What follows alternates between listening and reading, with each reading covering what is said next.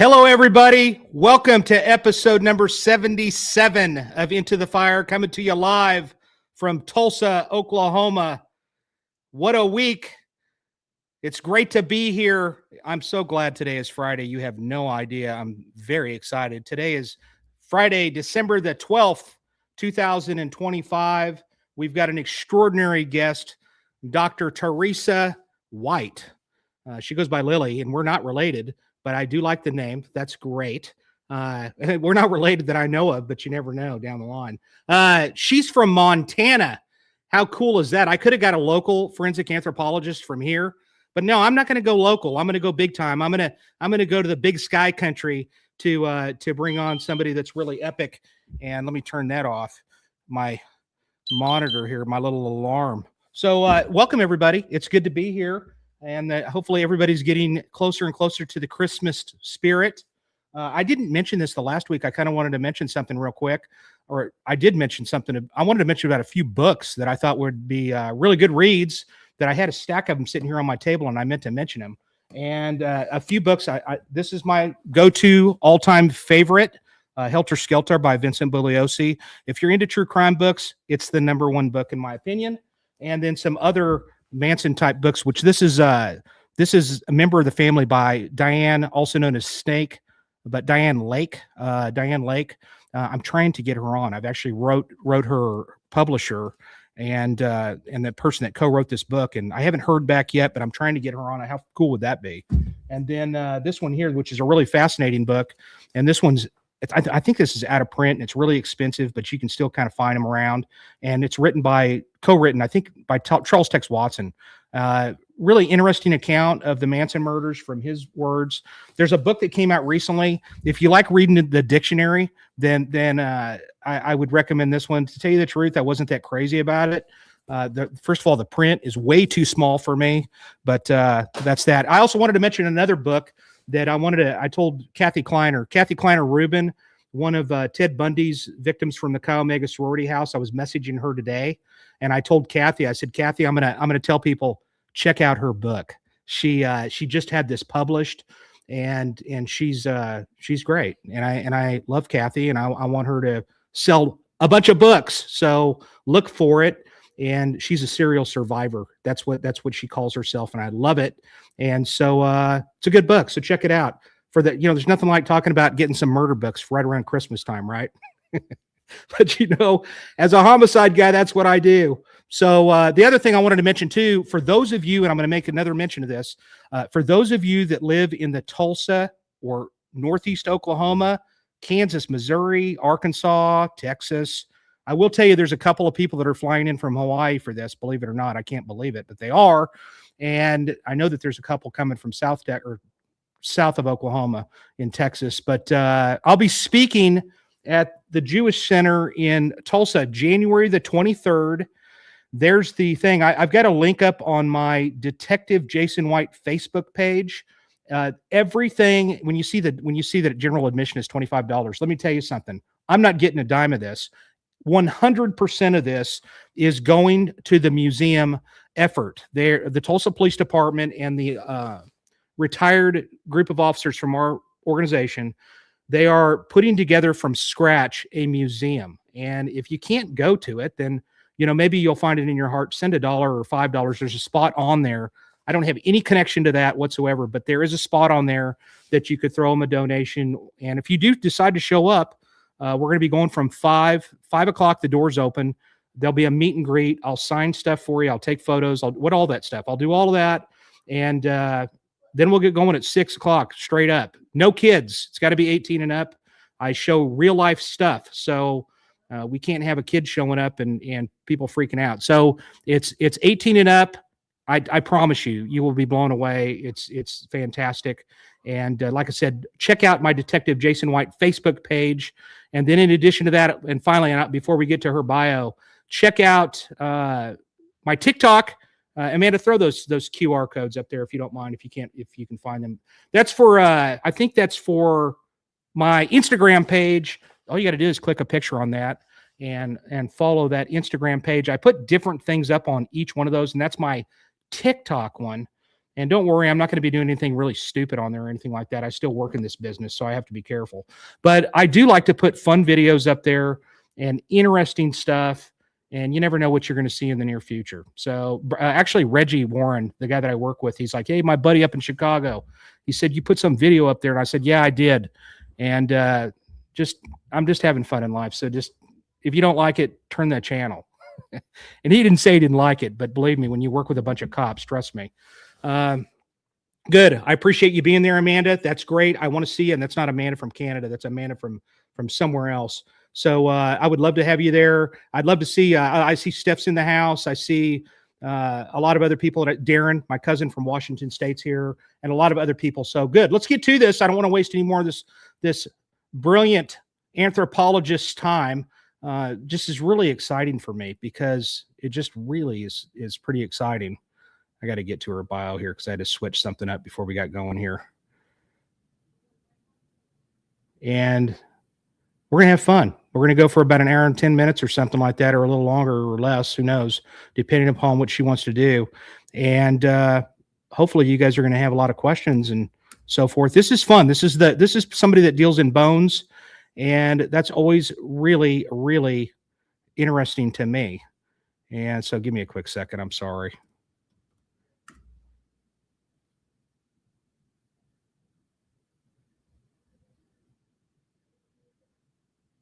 I'm trying to think if I'm going to be anywhere else. I'll be in Durant, Oklahoma at the casino. I'm going to be all over the place. So I don't even remember all the different places that I'm going to be. I'm going to be in a lot of different places, and it's going to be a ton of fun. I know that. So sorry, I had to reboot. So that's why I'm coming into a little bit of a problem here.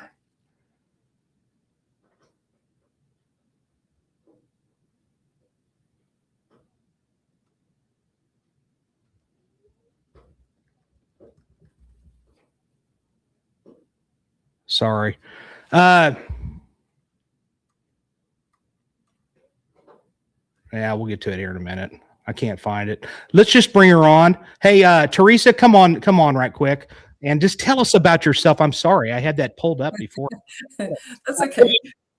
God. That's okay. That's okay. Let's see. Before I start, I posted this introduction on my Facebook. And it's funny because my husband, Stocky, who is sitting directly behind me, a couple of our friends that were posting different things on Facebook, they said, we're going to need to see Stocky. His name is Samuel Stockton White, the fifth, but we call him Stocky. But they said, he's been a little scarce and we haven't seen him. And knowing your occupation, wanted to make sure I'm not that skeleton over there. Yes. So I'm alive and well. Yes. So this is a welfare check. And good. So this is proof of life and a welfare check. Welcome, Dr. White, someone said. Sally. Thanks, Sally. Thanks. So he is alive and well and kicking and doing great. So he's alive. Good. So everybody's saying hi. Well, thanks, you guys. Thank you, Jason, and take care, everyone. Okay. Yeah, and he's an archaeologist. So there's I can you imagine the conversations that go on in their house? It'll be interesting. So very cool. Clear out a restaurant room pretty quick. Yeah, we can. Well, listen, Teresa, or you go by Lily, so we'll call you Lily. Thank you so much, sir. Good to meet you. And like I said, everybody that's here, Danny, welcome. And I see a lot of other friendly faces or people's names. Kathleen, she's always, I love seeing her in here, and Carrie, etc. If you got questions, throw them up here. So tell me, how did you even end up getting interested in the world of anthropology? Well, so I'll do a sort of condensed version. I went to beauty school and I owned a salon for 20 years and sort of thought I would do hair for the rest of my life. But I got into a car accident ran into, and it took me out of the hair business. And so the only thing that I had was a high school education and then the beauty school. So I wanted to make sure I'm not that whoops. I haven't pulled that. Oh, let me see. That's okay. That's okay. Before we start, I posted this on my Facebook, and oh, I know what she did. I know what she did. She's checking that. She was probably watching her in the other room or something, or somebody was. So Stock. there you Can go. you turn We're that back. off? Oh, all It's right. okay. No, I don't blame him. I don't blame him. So he's probably, you're watching it live in another room. That's okay. Just have him Yeah. turn it really far down. That's okay. Yeah. But good. No, he's So- interested. Right. So anyway, I basically got in a car accident and thought, well, I have to go do something because I only had a high school education. So I went to college at sort of a non-traditional, went to college and tried to get a really quick and dirty degree. And so when I went in for communications, and my advisor at the time said, no, young lady, you're not getting an education degree because you've owned a salon for 20 years. And I think you're okay at communicating. So she said, pick something different, pick something that challenges you. And she said, is there any class that you're doing that's interesting? And I was, at the time I was taking a class from Dr. Dave Carnos, and it was a death, dying, and medical ethics class. And I said, well, that's interesting. It was every hot topic on death, assisted euthanasia, abortion, death penalty, all that. And I said, that's interesting. And she said, okay, let's create a degree around that.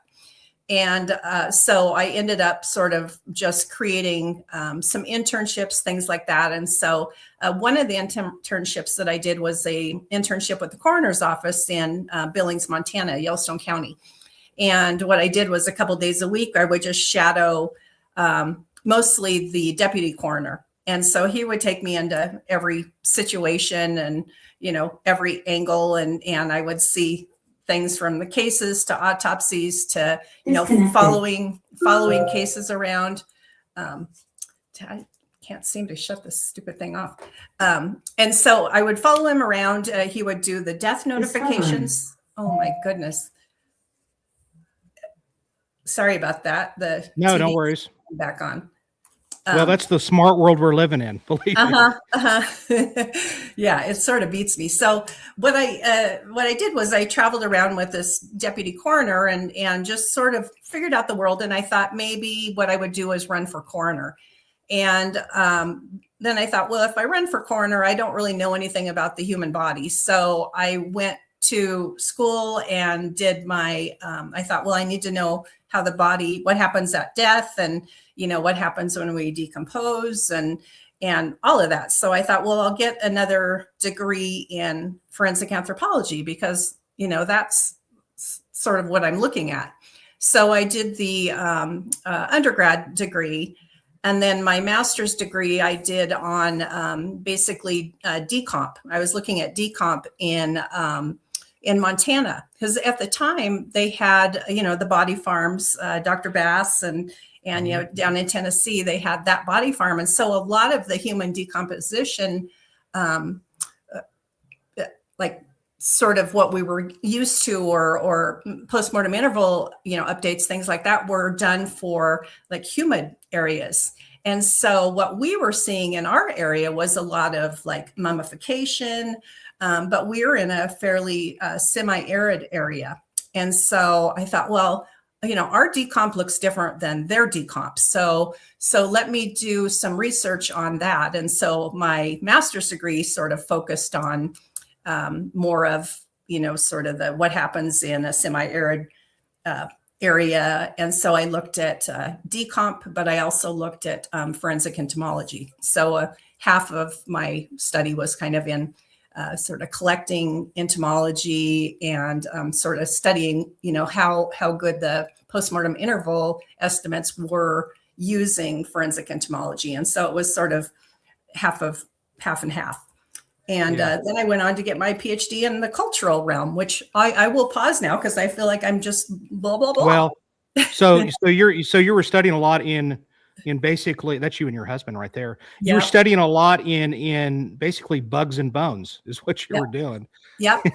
Because forensic entomology is the study of bugs and death, right? Or something. Right.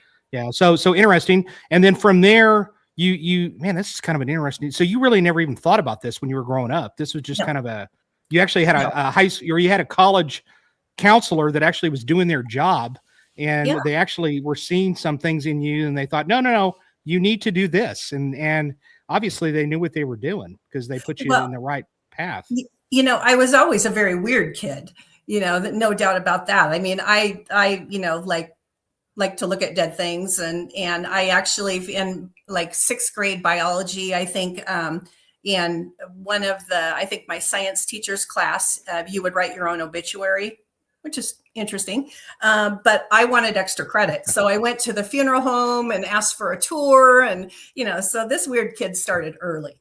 So Can you imagine? Can you imagine if we went to the same high school together? We'd probably end up in the principal's office, honestly.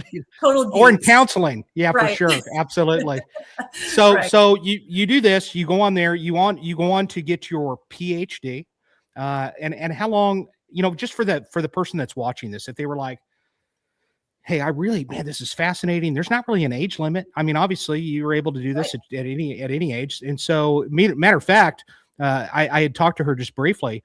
Amanda, throw that picture of me standing there next to that really old guy that I showed. Yeah, there you go. That's Dr. Clyde Snow. And if you were to Google the most well-known, notorious anthropologist, I mean, he's on that list. And Clyde Snow was he's a really interesting guy. I was very blessed to get to know him, and I didn't tell you that full story about how I kind of, I met him, and I knew he was a big deal. And when he would be in the medical examiner's office on occasion, he'd be in there and he'd be looking at these bodies, and he was allowed to smoke in there. He was the only one that I know of that was allowed to smoke in that office. And he smoked. He was 80 something years old. There was a body I remember specifically. It was just kind of a carcass, really. And there was like these big beetles, and you called them, what were they again? A thermostat. They're all over the place in this room, and he's just like, it's nothing. But the cool thing about Dr. Snow is that another forensic anthropologist that was kind of like his understudy that was kind of learning from him, she goes, hey, if there's anything that me or Dr. Snow can do. I said, well, there is something that you can do. I had been turned down for a school in New York City at the ME's office. And I said, you can have Dr. Snow call Dr. Hirsch, the medical examiner in New York City, and find out why Jason White is not in his class up there in New York City. And 2 days later, I found out I was accepted. So I was like, I'll never forget it. And I know he had something to do with it. So pretty cool. So you basically do, you're doing all this, you get your PhD. What is your PhD in? Well, so my PhD is in death notification interactions.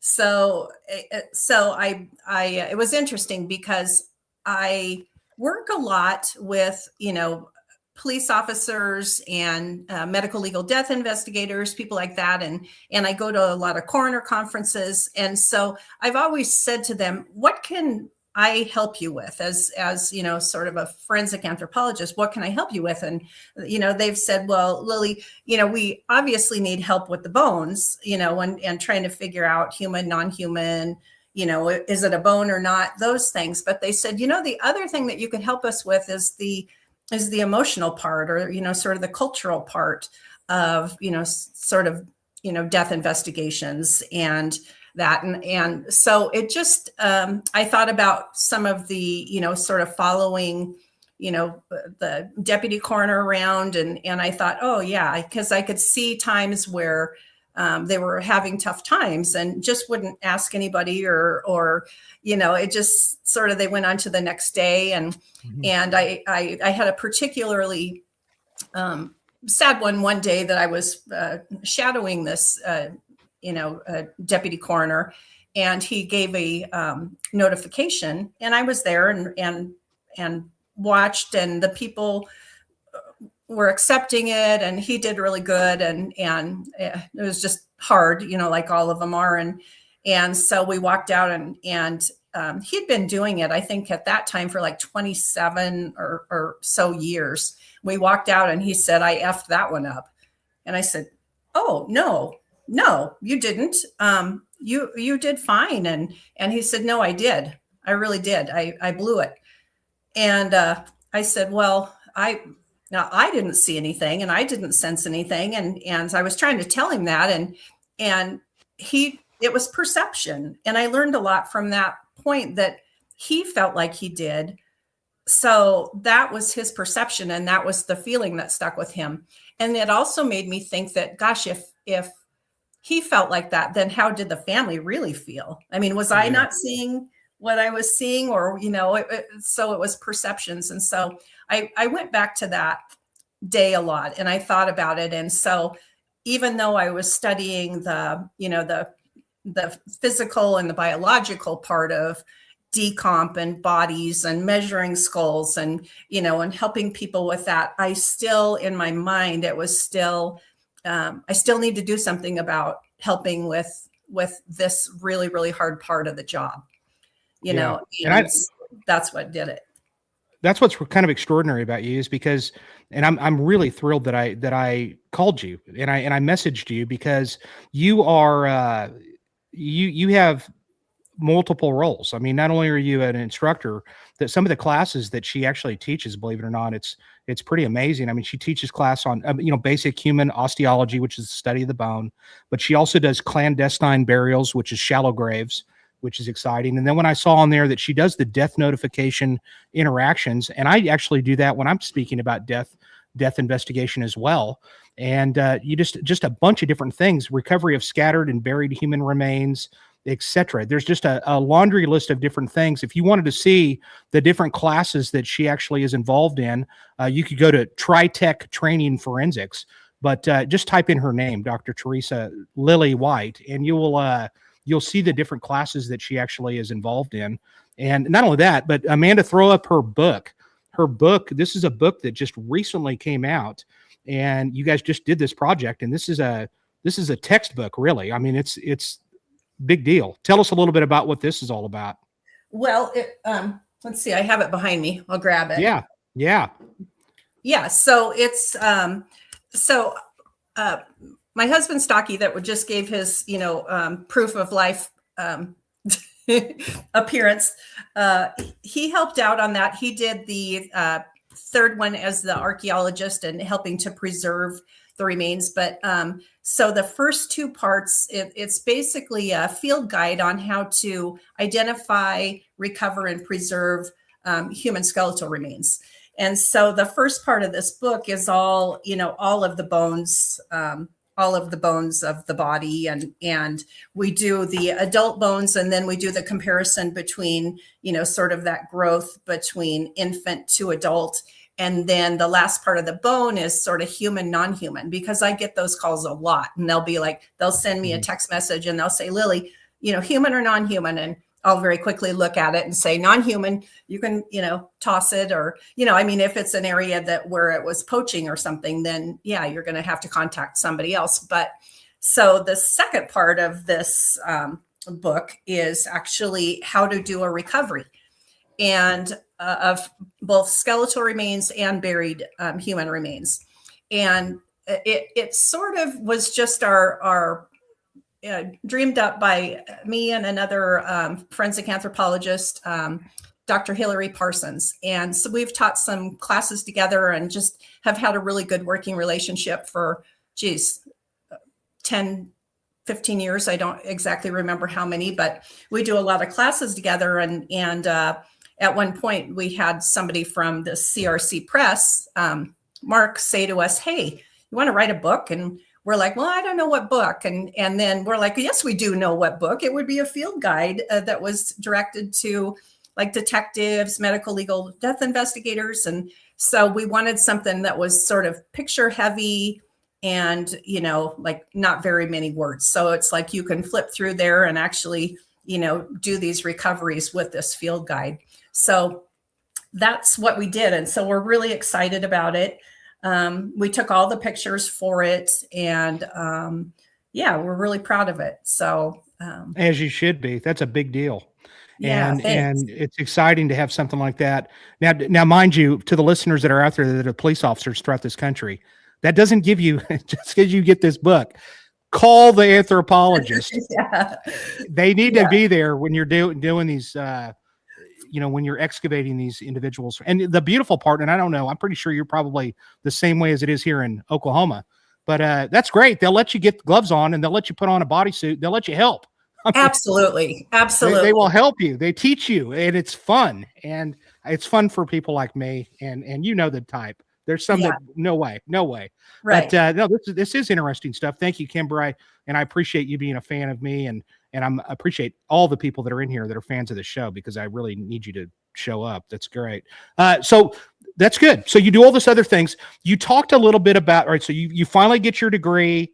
Then now were you already working for the ME's office as a investigator at this point, or did you just focus No. on your college and then you got Yeah.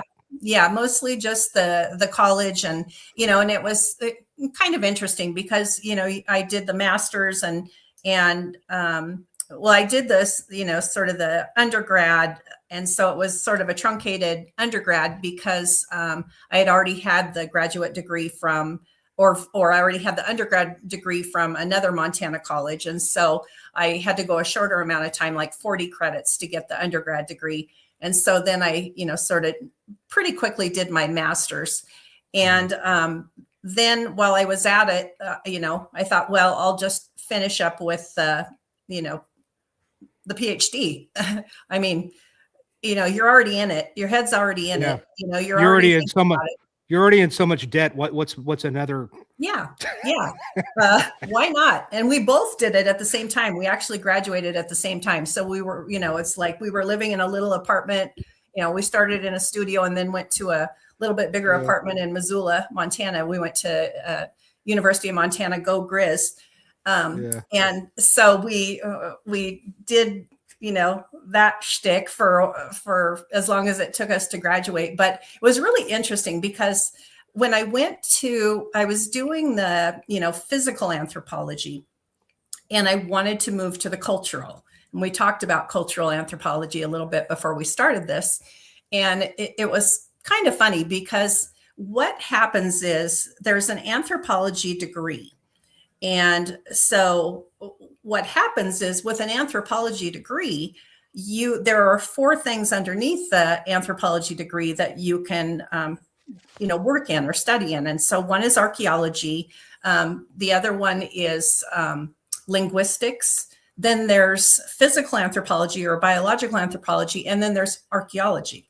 And so you kind of just figure out, underneath that umbrella of anthropology, what you want to study. So there's a lot of, different specialties that you can get into. So I was in the forensic anthropology lane.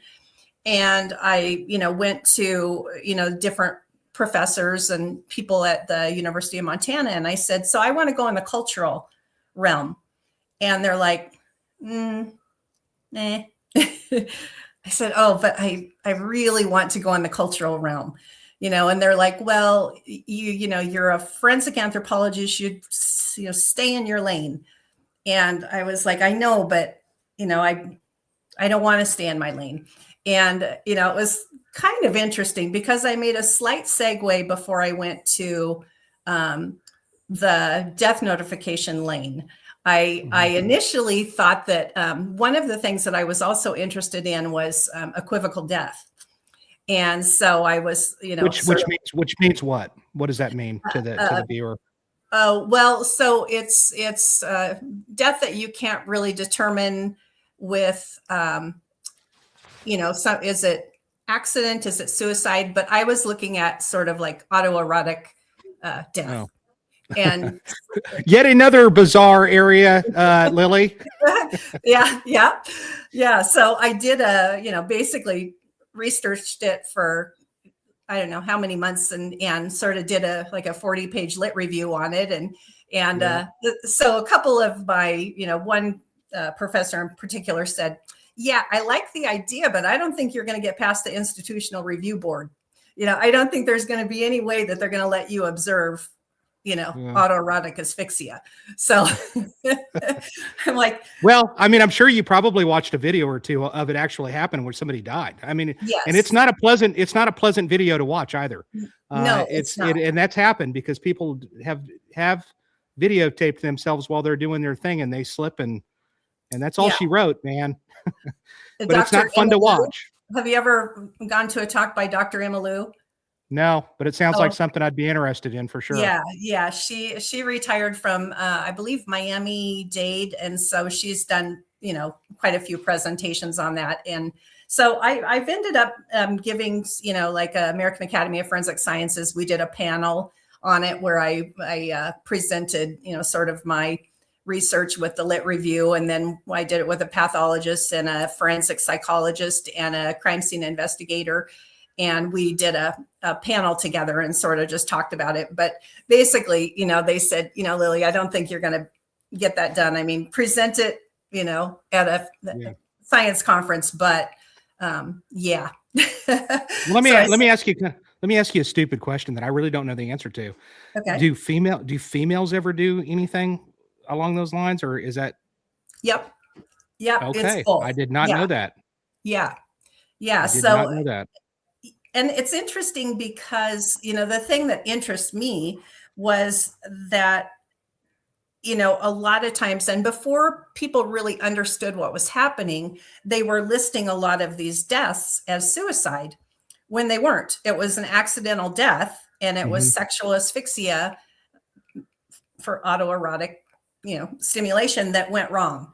And so it was quite a fight to be able to, like change a lot of people's death certificate to be able to say, listen, it was an accidental death and we don't want, suicide written on their death certificate. So it was more of that. And I actually have went on several that I thought, and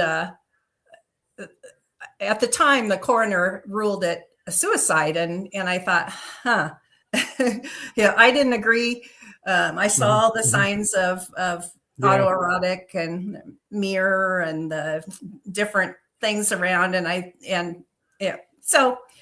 But I kind of wanted to change people's thoughts and ideas of, what we do. I got to tell you a crazy story that just popped into my head. And Sure. So I somebody that I know, their son had tragically been found in Europe, like in Holland, I think. I can't remember. It might have been wherever Amsterdam is. I think it was in Holland. And they wanted me to go look at the body. They had the body shipped over here to Tulsa, and they wanted me to take a look. And so I went over there. I met him at the funeral home, and I'm standing there.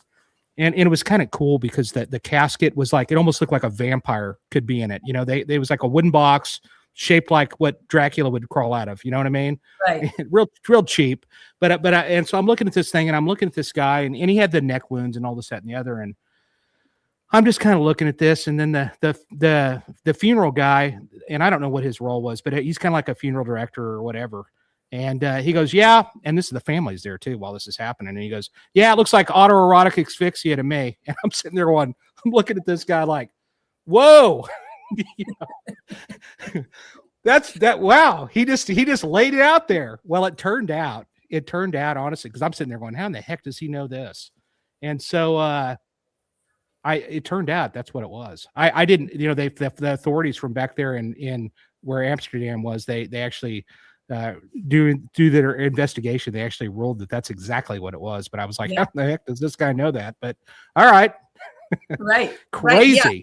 A lot of them are, sort of, but you need to know something about them. So a lot of people, there's certain indications that they do this a lot, and so sometimes, you would have something like if there's a rope hanging from the ceiling, you would see somewhere where they do it a lot, and so there's, just some different indications that help people realize that, okay, this was done for these purposes, and the no judgment zone. It's like, okay, but there's such a stigma with anything like that it was like, oh, suicide, because depending on the death investigator or coroner or whatever, it's like, well, that's kinky. And so they, and so it was like they were sort of introducing their own biases into, sort of determining the manner of death. And because they, they thought it was kinky or whatever. And it's like, gosh,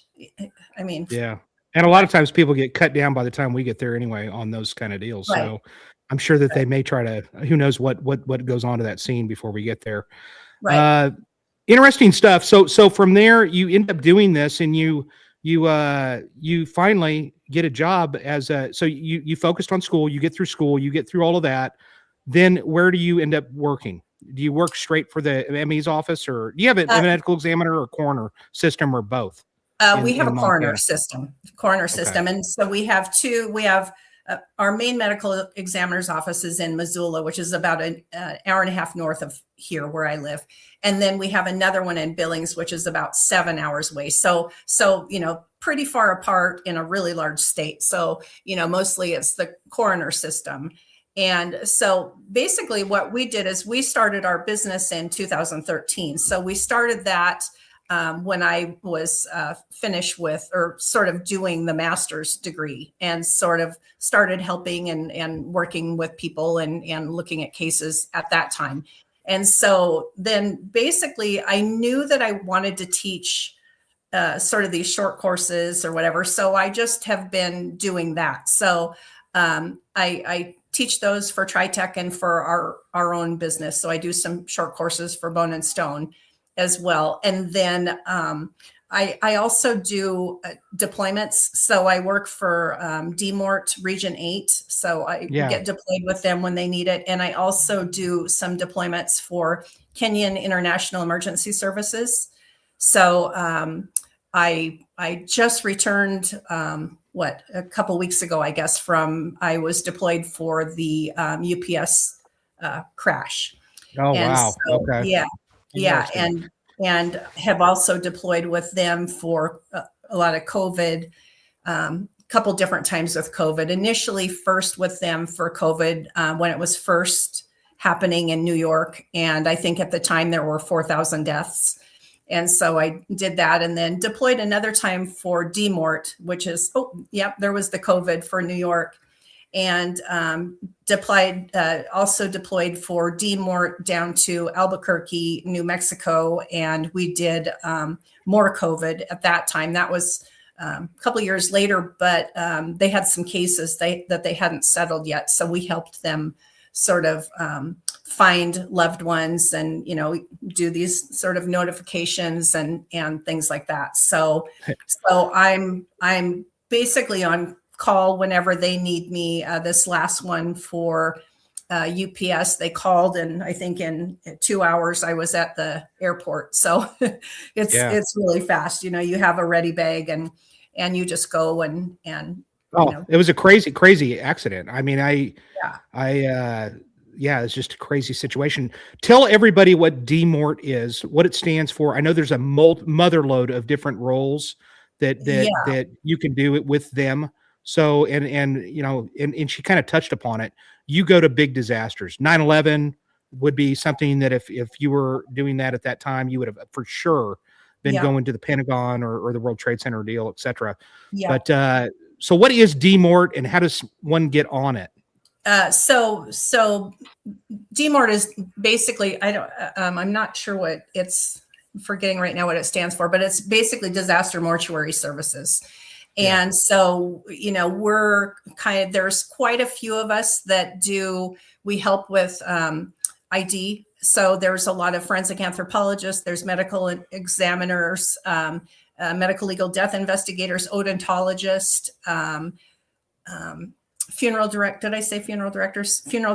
So there's that group of us that, depending on what the disaster is or what they need, they'll say, okay, we need, from this region, we need, 2 anthros or whatever. And so for them, I'm actually listed as a medical investigator because I've had training in death investigations and also sort of bloodstain pattern and, a lot of the things that are, death investigator types. So I'm a medical investigator for them. But I also do sort of the, victim services and the family assistance, and same thing with Kenyan International. So pretty much I can wear whatever hat when I go on a disaster. So they like having the ability to have someone that can, jump into a couple different roles. So I do that with them, and very satisfying work. And so.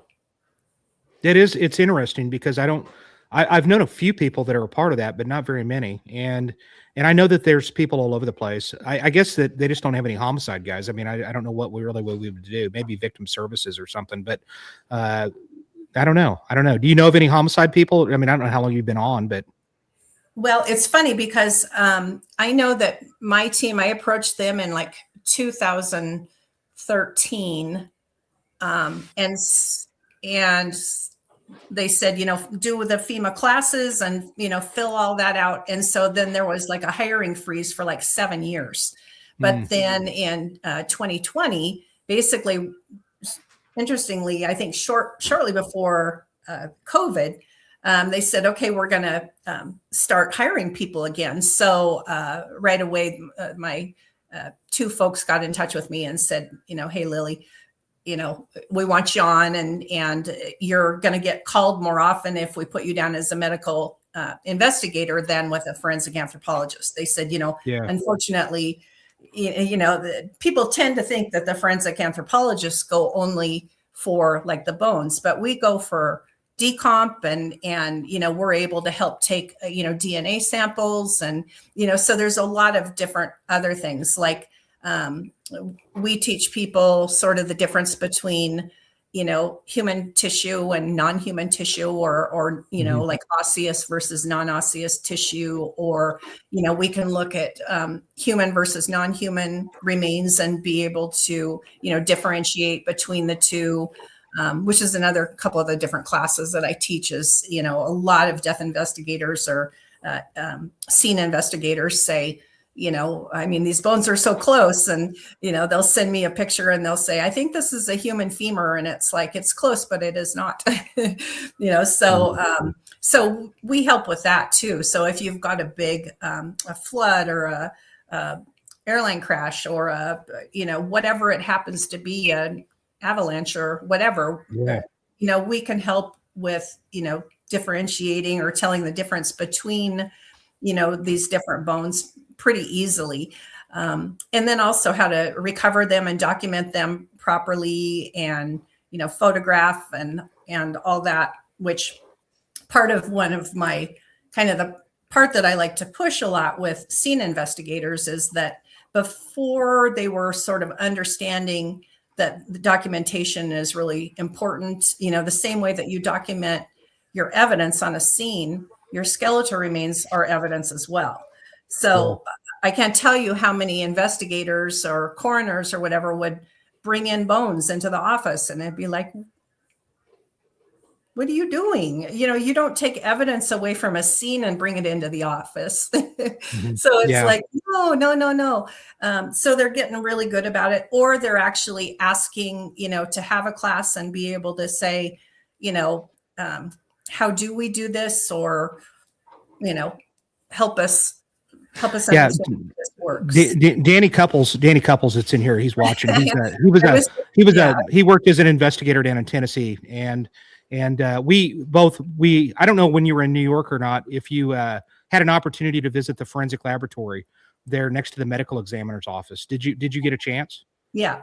I think it's the world's largest, if I'm not mistaken. And both he and I trained there, 3 different times to do bloodstain analysis, and one time, but you'll love this, because in advanced medical legal death investigations, they had a station. I remember, because they had a whole freaking floor full of anthropologists probably there, but they'd stick like tables, and they'd have like a pile of bones, and then you had to sift through there and pick out which ones are the human and which one are animal. And then the next station would be basically dismemberments, and you'd have to say, okay, I think this was a chopping, like an axe, and these are real people, ladies and gentlemen. These are probably mafia hits, to tell you the truth. And which ones were chainsaws, and go through. It was so awesome to be able to do that. And of course, we're not experts at it when you're done, but it just gives you an idea as to what you're looking at. It kind of gives you an introduction to it. And it's a fabulous place, isn't it? It's just it's an incredible place. Yeah. Well, it was interesting because during our deployment for COVID, for that initial one, that was April, and like I said, there were only 4,000 deaths at the time, and they told us before we went, they said, New York shut down. And I used to go to New York a couple times a year, and I'm like, right, that's no way. And sure enough, when I showed up, I just couldn't believe it. I mean, it was shut down tight.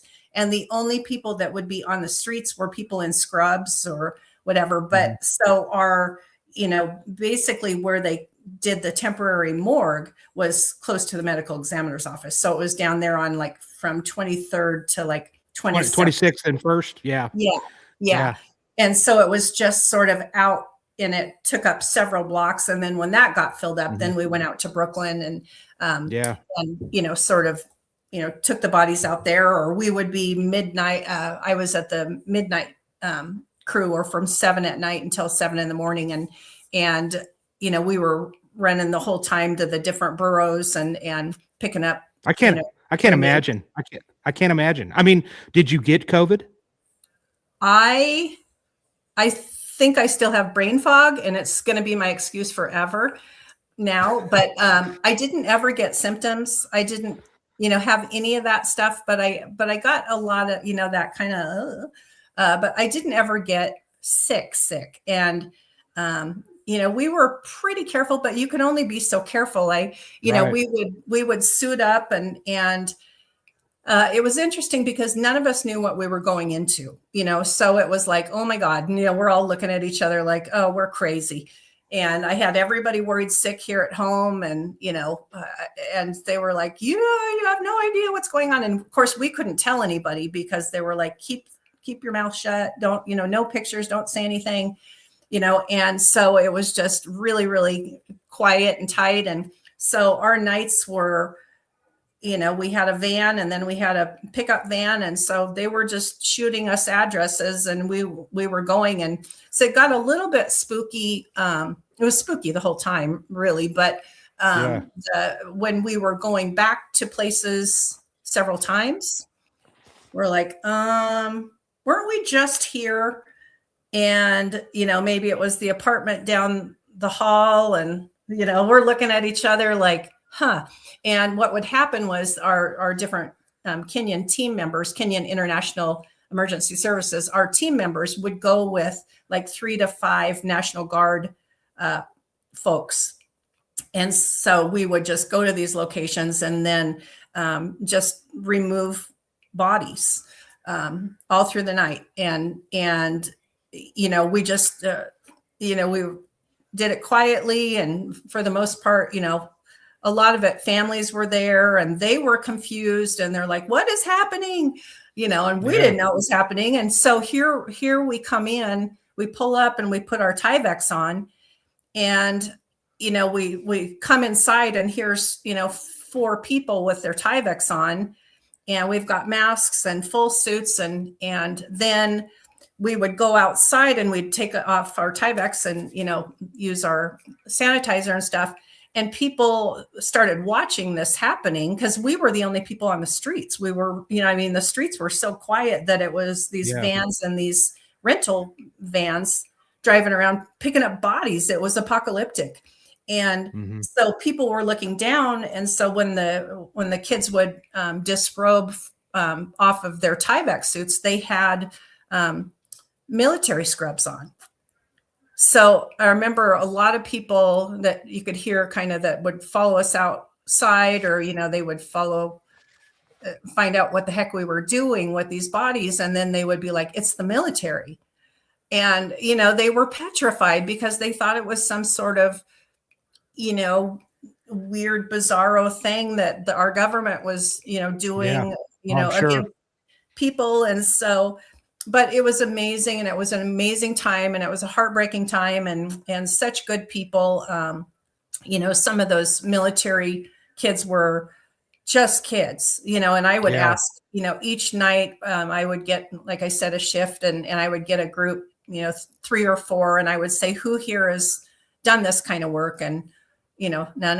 And I'd say, well, who has been around a dead body? And like one of the kids would be like, well, I went to my aunt's funeral.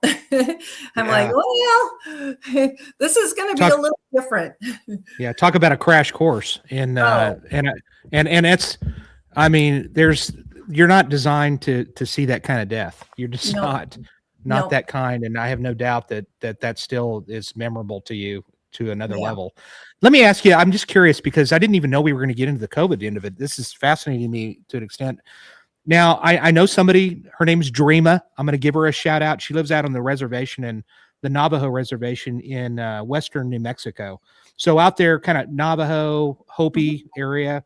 And just to give the viewers an idea what reservation she lives on, it's like where Walter White was making meth and Breaking Bad. That's where she lives. She lives on that reservation, really close to where that was. Now, her family got decimated by COVID. And I could see why in a place like New York, when you have a very dense population, a lot of it's all over the place. But why was it that the reservation got decimated with it? We're talking out there in the middle of nowhere in Arizona and New Mexico, and it seemed like they really got hit hard. And if you were working a little bit, at least in the Albuquerque area, what was it about that specific area? Was it just because I don't know, what was it about that? Well, I think a lot of times when there's a lot of families that live together, where there's multiple generations that are living together, that you just can't get away from it. So like I mentioned with some of our in New York or whatever, we were going back, like one of the families, the dad had died in the hospital a couple days before, and then we went back and the mom and the daughter were dead at home, and so it was a lot of sort of within the family. Like we were coming back to either a close, in the same building or even in the same house that died. And I think it's just that close. It was so powerful, and it just, people caught it, and there was so little you could do. And then a lot of times too, it was a matter of sort of getting in your chest, and that pneumonia part that you just couldn't get rid of. And so if you had those issues to begin with, then it was particularly bad.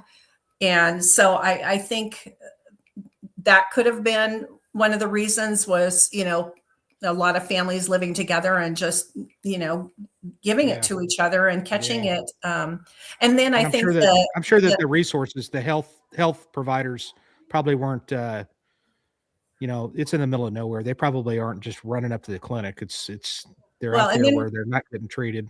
Yeah. Or you had the, vaccine hesitancy. So it was like, right. Okay, guys, and so, and the hard part about that was, and the frustrating part about that was I was seeing all of this at the very beginning. And, we were all like, just like, and I came back to Montana, 6 weeks later or whatever. And, I went to sort of like some weird, like I said, apocalyptic kind of stuff. I mean, when we would drop the bodies off, you opened up this door and they were just, there were, I can't imagine. And I came back here and, my, not to mention that, where my mind goes, not to mention how many of those were probably, there might've been some murders sprinkled in there too. Yeah. And, that was that was a challenging part, is that the medical examiner, we were just in that, here's the body, here's the next body. And they're like, wait, that one needs an autopsy. So, it was, and the medical examiners were just hammered, just hammered with stuff. And so, it was truly challenging, but I come back to Montana in May, and everybody's partying, and they're close talking, and they're 8 of them were having dinner together. And I'm like, and I was like, chicken, sky is falling. And they're like, oh, Lily, they're like, hey, Oklahoma was the same as that. Let me tell you, when we were working from home, and when we went out to the streets on a homicide, it was nuts. Anyway, murders like we've never seen before in this city. And it's like, are you guys nuts? Why aren't you staying inside of your house? But, and everybody we were dealing with, they weren't wearing any masks. As a matter of fact, we would have interviews with people, and we started trying to wear masks, but to tell you the truth, I have to read people's faces. It was incredibly difficult. And I don't think I ever got COVID, Lily. I think I was a super, super carrier is what I think, because but when you work in certain industries, we did lose one cop to it, but when you work in certain industries, I think we just we have like almost a natural immune system. We're around filth all the time and just all this stuff, right? Yeah. And Yeah. Yeah. And I feel like that's a possibility. And, we had people that were instantly sick. And so it's like, oh, okay, they're out, and it's like, all right, who's next? And, they were isolating them we were trying to be isolated anyway. But, yeah, but it was a fascinating study, as an anthropologist. I'm like, what the hell, people, what do you, it's not a joke, but, and so it was also interesting because, we had a lot of coroners that didn't want to assign them as COVID, and it's like, oh, yeah. And I had a real good friend that called me not long after I got back, and she said, I just had a friend pass away, and she described the basically that she died of COVID, and I said, well, it's probably COVID. She fell over dead in her kitchen or whatever it was, and I said she probably died of COVID. And she said, well, no, the coroner said it was heart attack or whatever. And I said, well, yeah, eventually, because everybody's heart stops. Everybody has a heart attack eventually. Yeah. And interesting. So I said, pneumonia with a heart attack. It's like, well, yeah. So boy, it was frustrating, really frustrating. So I see part of my job is to help inform, but a lot of times I just.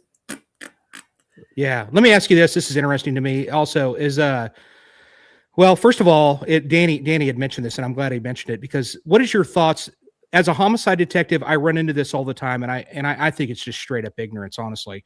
But what are your thoughts? It's like most of the people that I've worked with over the years, they think that cadaver dogs are witchcraft, and I think that they're legit. I mean, they've been around forever, decades, for a reason. Dogs can find a cartridge casing in a football field. There's no doubt in my mind that they have a use when it comes to cadaver dogs. So what are your thoughts on that? And I know that you're not a canine operator, but you deal with these types of tools periodically. Yeah. So what are your thoughts? I actually, we had some from search and rescue when we were in like Livingston, Montana, which is where we first grew up. And what I find is it depends on the trainer, and it depends on how well they're trained. You'll have some that are just poor. It's not the dog, it's the poor trainer. It's like, Kudo, stop it. They're alerting. It's like, no, they're not. Yeah. So we saw, I don't know, some that were great, some that weren't, but we also had one, my husband did most of the search and rescue, and he had a real fascinating one because he wasn't totally sold on it either on cadaver dogs, because he had seen some hits and misses. But one of the times they took the cadaver dog, they had a guy it was called Yankee Jim Canyon, and it was a really sort of wicked area of the river that people, if they went floating in that area, they were probably going to get themselves in trouble, but they did anyway. And so this guy went under and didn't come back up. Well, so the search team was searching, way downriver, and, there's rapids and there's everything. And so they brought the cadaver dog into my husband's boat with him, and the cadaver dog was alerting right where he went in. And they're like, okay, well, that's where he went in. So that makes sense. He went in right there.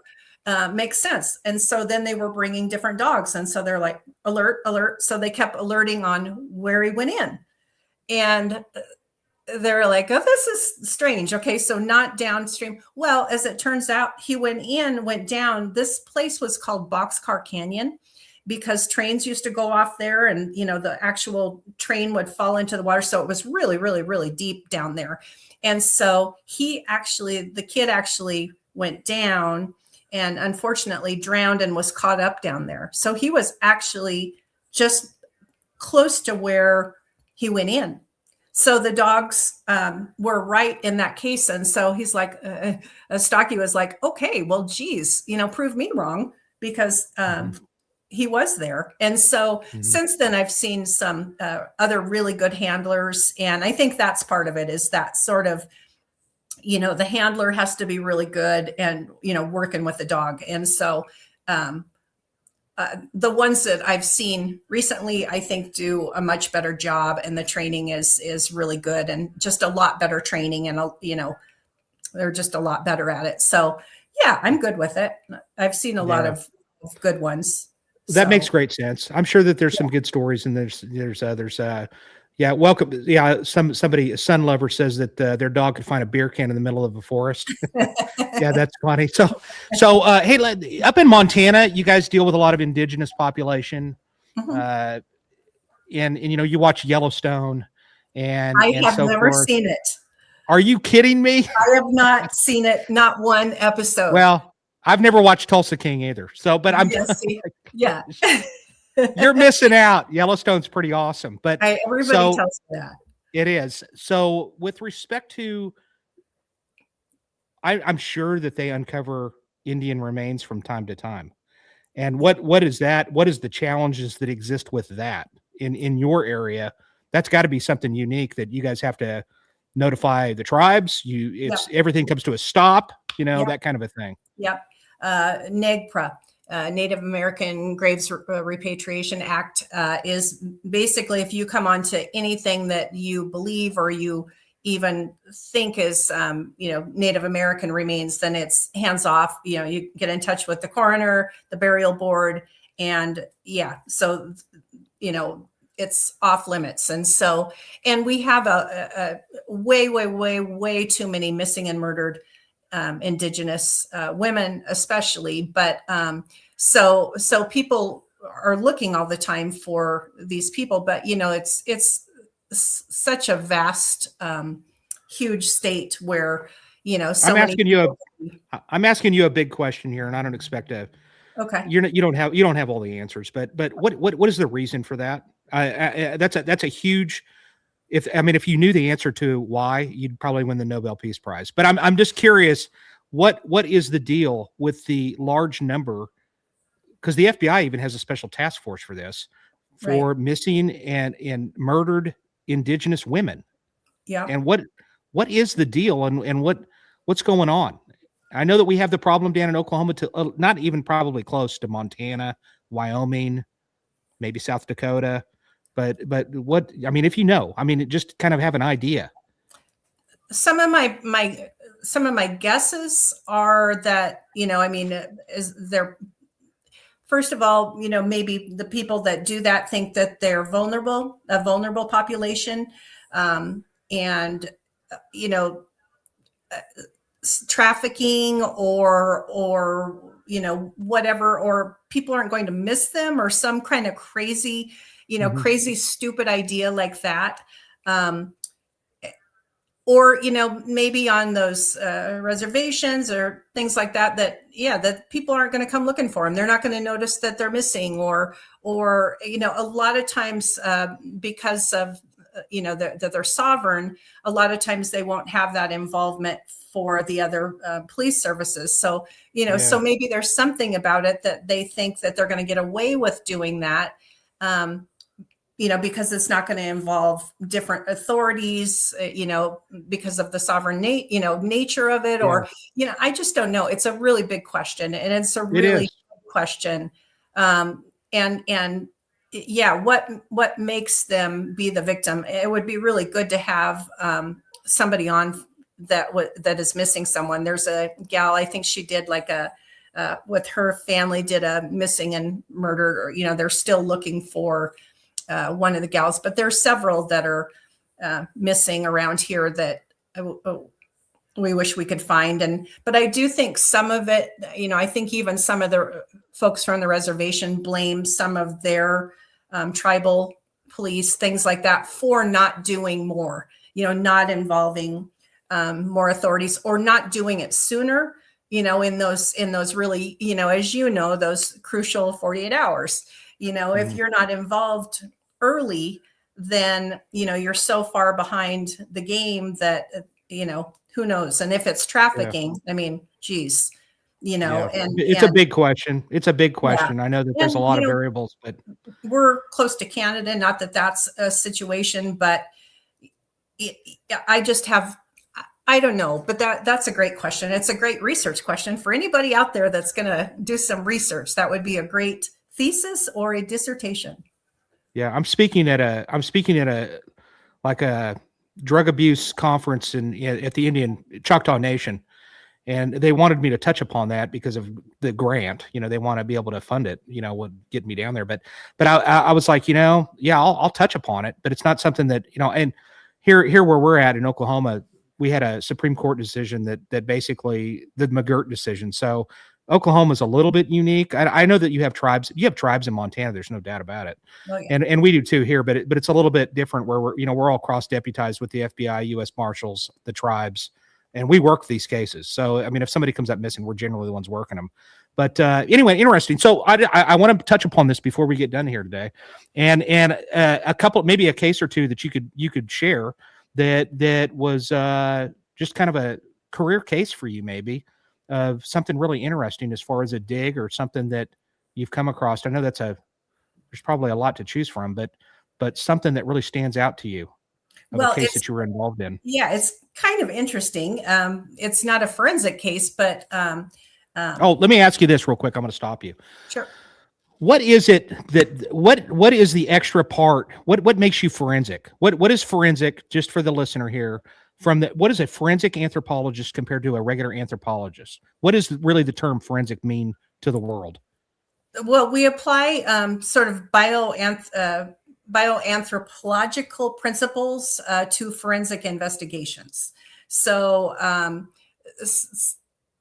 basically, we use our principles and our methods to help aid forensic investigations. So we help law enforcement, and so we basically use our methods to help them sort of identify remains or sort of figure out basically who these people are or who they belong to. So we sort of, the forensic part is that it has to do with law enforcement. So if there's a case, then we help, we write a report. A lot of times when we analyze the skeletal remains, we'll look for trauma, we'll look for pathology.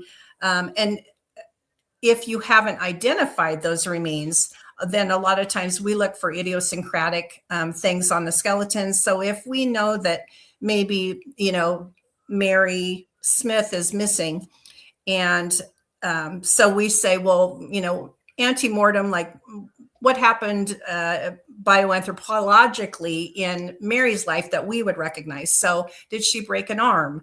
Did she, are we going to be able to see something on her skeleton where we can say, if Mary broke, her right arm and she broke it here, and here's the ante-mortem x-rays. And so we see the same thing. So that's a lot where we help, or we can help if we see, sharp or blunt force trauma, things like that. We help the investigator get to that cause of death. We don't determine it. That's not our jam, but our jam is basically to help you get those questions answered. So, and also you can tell a lot from like a skull, yep. and age from the fissures and stuff like that, right? Within range, right? Yeah, we do a basically what we refer to as sort of a biological profile. So we look at sort of age estimations. We look at, some stature. We look at osteological sex. We look at sort of population affinity, which, used to be sort of the race card sort of thing, but, it has more to do with biocultural patterned and, sort of idiosyncratic nature of the individual skeletons themselves. So those are the things that we help with. We sort of narrow down who these skeletal remains belong to, and, sort of help them,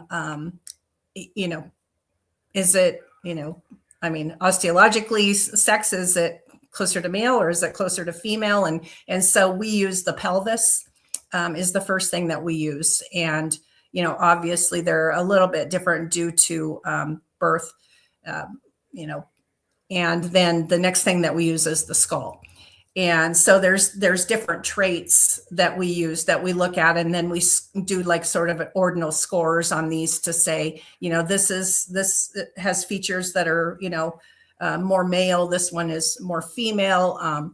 It's really difficult. So when we teach that in classes or workshops or these hands-on classes that I teach, I like to show them the skulls, and, the pelvis of them. And I want to say that I can see the difference. Can you see the difference? So it's really, really hard. And we want people to, understand that it's like, these are things that we look at a lot. We go through hundreds or thousands of remains to be able to say, those are small mastoid processes, overall compared to those large mastoid processes, so it's not something that you can actually teach very quickly, but it's something that we do teach to our classes to let them see that, okay, we understand that. And so when we're helping you out in the field, that's how we narrow it down a little bit quicker. Than actually taking the DNA, sending that off, or doing carbon-14 dating. Yeah. So instead of doing those things, we can narrow it down pretty quickly.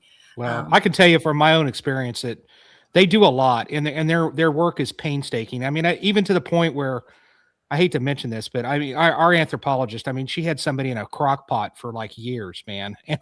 Because you guys are trying. I know that sounds horrible, but I'm telling you. I would ask her, I'm like, oh my gosh, how long is she going to be in this thing? Because she's trying to remove the tissue from the bone. Right. And it took forever. And there was like red stuff growing. And I'm like, what is that? She's like, I don't know. But I'm like, yeah. And it's not, and it doesn't smell pleasant either. No, it was horrible. No. But and my husband, Stocky's really funny because, I drag stuff home all the time. And so he'll say, where's that going? I'm like, oh, it's gonna go in a box as soon as I macerate it, and so we have 2 crock pots here at home. And he's like, you keep your crock pot out in the garage. Never go to your house on a yard sale. That's for sure. No. Yeah. So what's your career case? Do you have like a career case of something that was just really fascinating? Or I have 2 questions. That's one. Yeah. And then the other one I want to segue to in a minute.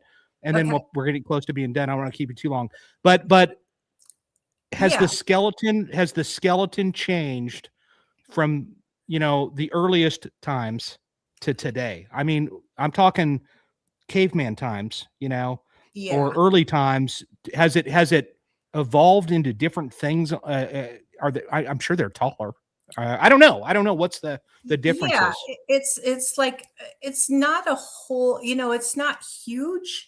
We see some different things like, the coccyx bone on, the humans, we don't need a tail anymore. So, you sort of see them getting smaller or whatever, but there's not a lot of things that are, evolution happens very slowly. So there's not a lot that we see quickly. What I do see is bigger feet on, probably in the last, I don't know how many years, like the kids when I was growing up in school had, maybe the girls had a size 6 to a 7 foot and the boys had maybe a 9.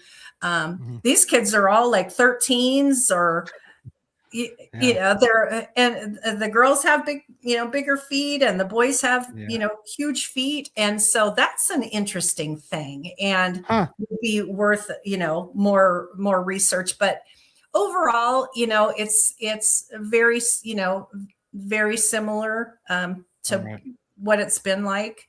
All right. Yeah. So, all right. So what's a career case for you? Well, anything really bizarre, crazy? Well, it's kind of, it's interesting. I mean, for some people, it's not a forensic case, but Stocky, my husband, we mentioned in the beginning, full circle, he's an archaeologist. And so his work was on the Clovis culture. And it was the only burial in Montana that had Clovis remains. So it had the remains of a child buried there. So it was mostly skull and a few postcranial bones. And so I was one of, if not the last anthropologist that actually was able to do analysis. We haven't actually published the paper yet or the book because we're both busy doing our other jobs and writing and doing all that other stuff. But we were the last ones, and we were luckily able to go to it wasn't a repatriation because the tribes and the family got together and they willingly, or did it together, just reburied this child. It was actually two different sets, but they actually got together and had a reburial ceremony for this. And so it was really very exciting, sort of to have the tribes, blessing and be able to work collaboratively with them to, be able to say, well, are we able to do this? And so we took measurements and measured weight and size and things like that before the reburial of these child's remains. So that to me is my, sort of part of my heart, and just felt good. And so those were about 12,000, 13,000 year old skeletal remains. So wow. Yeah. So Epic.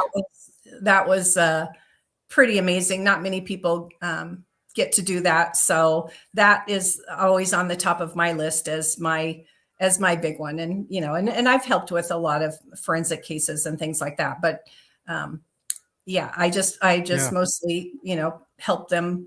A lot of times, like I say, it helped them with, is this a, human? It's like, nope.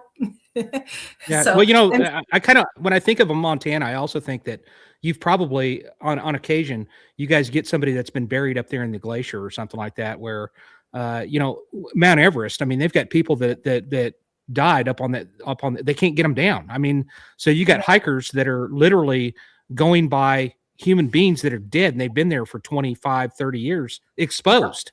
Yep. It's unbelievable, and I'm sure that on occasion in Montana, you run across that every now and then. Do they look, if you have, I mean, I would think that they'd look pretty preserved, right? Yeah. Yeah. It's, like I say that, almost 13,000 year old skull was, maybe thin a little bit of where, taphonomically it was worn a little bit, but it's still, morphometrically was still, it's still the same shape. You could see all the features on it. So, that's 13,000 years ago.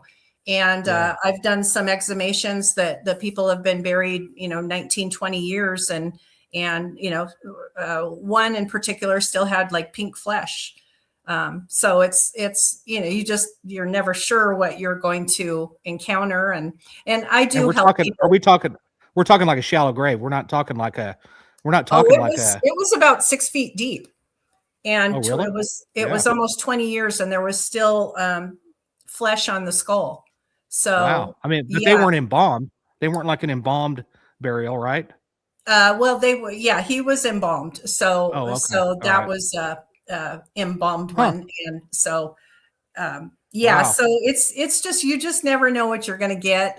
And I do help a lot because I teach my classes in different states. I do get a lot of other, coroners and investigators that, that I help with, in Florida or Alabama or Idaho, Washington, California. So there's a lot of different places, but we see a lot of the same things. So, we're able to help wherever we can.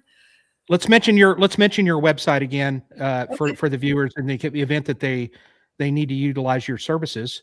And it was, what's the name of it? I know you're part of that trad forensics, right? But what's the other one? Bone and Stone Anthropsciences.com. Okay, so you can check out her website. I checked it out. There's a lot of cool stuff on there.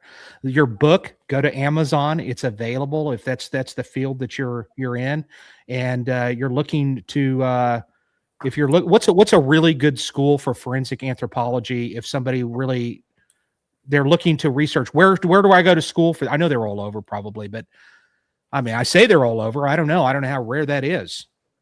Yeah, it just depends on sort of what you want to get into.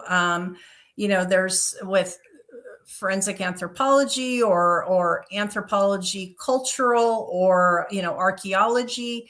Um, the people that taught me sort of in the beginning, the forensic anthropology part, one is retired and one I think is now down in Texas.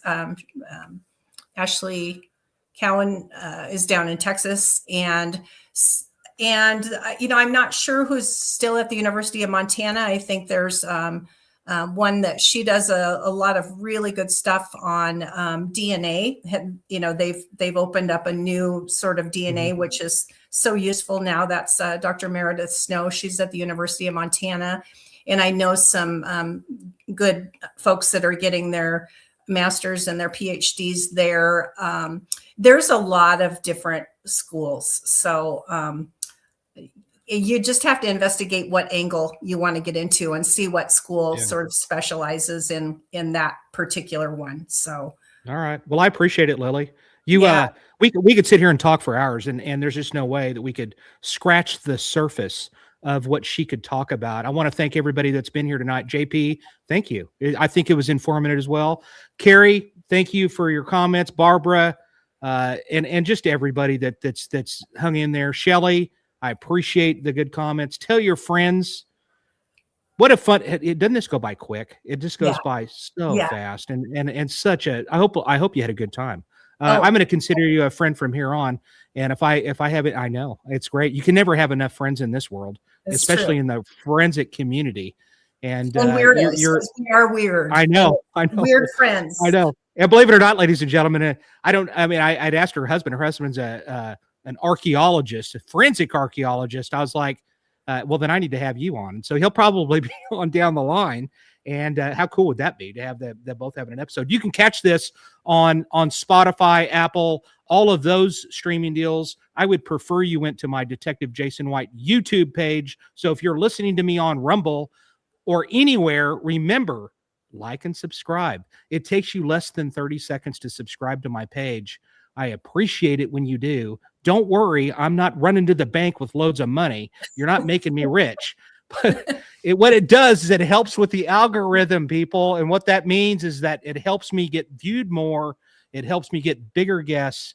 And plus people want to come on here and they want to have a lot of people watching this. That's what it's about. So I appreciate everybody. We're going to have an episode next week. I don't know who it's going to be just yet, but we are going to have one. And then we're going to take a Christmas break is what we're going to do, and the Christmas New Year break. So ladies and gentlemen, thanks a lot. Lily, episode number 77. You did not disappoint. I'm honored to know you. Oh, it's really an honor. It's an honor for everybody to be here. Thank you, Travis, for being here. Sally, I appreciate you. Karen Roscoe, and the list goes on and on and on. Thank you all for being here. Believe me, I notice every single person. I can't take the time to mention everybody, and it means a lot to myself, and it does to Lily too. She likes to read what people are asking and so forth. So thank you again. Ladies and gentlemen, I can't thank you enough. Check out her book if that's your thing. If you're into forensic anthropology, it looks like if it's a field guide, it's a must-have. And it's a coffee table. It's a coffee table right. book. That's right. Get your employer to get you one because you need it. And until then, anything else, Teresa, that you want to leave them, or Lily, that you want to leave them with? I think we've covered so much. Thank you for being here. Like we said, we could go on and on, but I just really appreciate you have the platform, and thank you for having me. Thanks for reaching out and asking me. It's just weird and humbling to have somebody say, "Hey, you want to be on a podcast?" And I go, "Ooh." Yeah. When I saw your background, I was like, yeah, I got to have her. So she's going to be, and you did not disappoint. Thank you, Joanne. I see that you're here too. It was another great episode. Tell your friends and family, let them know. And until next week, remember, there's also merch available to those that are watching this. You can check that out. Amanda, throw up that good picture. One of the viewers is actually making a bobblehead of me, which I'm really excited about. Believe me, I'm going to have that behind me. It is fun. I'm going to have that thing behind me. There it is. Whenever that thing's done, they've got it through the machine. My finger on there, a finger is a little jacked up, and I don't know what they're going to do with it, but I'm super excited about it. They're going to paint it. It's going to be awesome. And once again, ladies and gentlemen, check out my Detective Jason White Facebook page, because it's got the directions of how to go to that event that I'm going to be doing to benefit the Tulsa Police Department Museum. And like I said, every single red cent goes to them. And maybe I should have renegotiated that, but it's all about them, and that's what it's about. And so until next time, Lily, have a great holiday. Thanks. and a great Christmas, and so cool. And I'm looking forward to going to Montana, and I'm sure I'm going to meet people that know you. So it'll be a great time. I am teaching a class. I'm teaching a class in June, so it's in Kalispell. So if any of the homicide folks or death investigators or whatever, I still have a few openings. And so anyway, you can find it on the website. Anyway, so. Great. Don't go away. Stay with us. I'm going to talk to you briefly when we go off air. And until next week, ladies and gentlemen, take us out, Amanda.